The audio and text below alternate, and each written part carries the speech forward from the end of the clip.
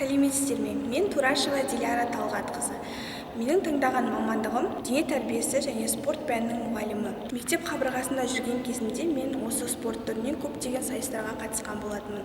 Тек қана спорт қана емес, сонымен қатар оқуымды да қатар алып жүруге тырысатынмын. Себебі менің ата-анам маған болашақта үлкен үміт күткен болатын.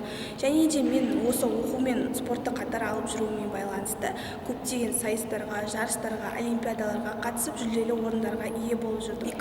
2016 жылы Каспий педагогика және салалық технологиялар колледжіне дене тәрбиесі және спорт пәнінің мұғалімі біліктілігі бойынша оқуға түстім.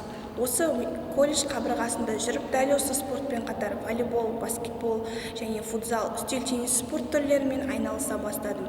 Біздің қазіргі таңда колледжде практикамен қоса теория жүзінде сабақтар өткізіледі. Біздерді мектептерге, балабақшаларға дене тәрбиесінен сабақ өткізуге жіберіп, практикамен теорияны ұштастыра сабақ өте бастадық. Біздерде осы колледжде спорт залда топ жетекшіміз Ильясов Мақсат Имамеддинұлы біздерге тапсырма беріп, сол тапсырмаларды өзі қадағалап отыратын. Бізде сабақтар қызықты, барлық нәрсе орынды, нақты, уақытылы орындалып отырды. Дәл осындай іс-әрекеттерді біз мектепте де дәл солай қайталайтынбыз. Дәл осы колледж қабырғасында жүрген кезінде футзал, волейбол, баскетбол, үстел теннисі сынды спорт түрлерімен айналысып, олардан қалалық, облыстық, республикалық сайыстарға қатысып жүлделі орындарға ие болдым.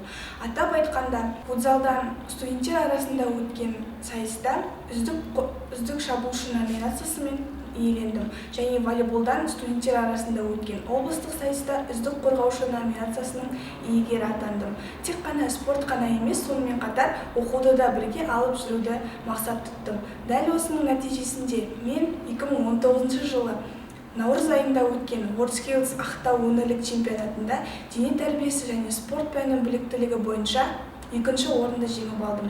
Тек қана қазақ тілінде емес, сонымен қатар орыс тіліндегі олимпиадалардың жеңімпазы атандым. Мысалы ретінде айтап өтетін болсам, Ақтау қаласында өткен тіл ұлт қазынасы орыс тілі білгірлерінің сайысында екінші орынға иелендім. Дәл осындай жетістіктердің арқасында мен колледжді үздік аяқтап қызыл диплом алып шығуыма үлкен үлес қостым. Дәл осындай жетістіктерден соң 2019 жылы 3 сәуірде қала әкімі Ибағаров Мақсат Оңғарбайұлының қолынан жыл үздігі номинациясы, яғни ең үздік жас студент номинациясының аталымы бойынша жеңімпаз атанып, сол үздік студент номинациясын иеленген болатынмын.